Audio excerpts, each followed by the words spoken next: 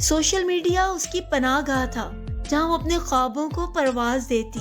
وہ خود کو ایک ایسی لڑکی تصور کرتی جو آزاد ہے، دنیا گھومتی ہے، جو بے پرواہ ہے۔ ریحان کے پروفائل نے اس خواب کو جیسے ایک چنگاری دی تھی۔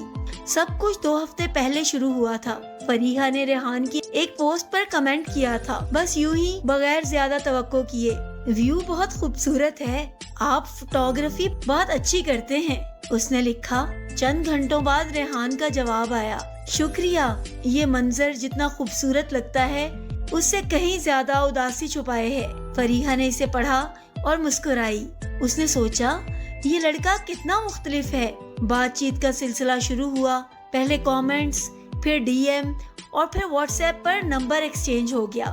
ریحان نے بتایا کہ وہ کراچی میں رہتا ہے، ایک بزنس فیملی سے تعلق رکھتا ہے اور اس کے والدین زیادہ تر وقت دبئی میں ہوتے ہیں۔ میں اکیلا ہوں فریحہ، گھر بہت بڑا ہے مگر دل خالی ہے، اس نے ایک رات لکھا۔ فریحہ کا دل پگھل گیا۔ اس نے سوچا شاید وہ اس خالی پن کو بھر سکتی ہے۔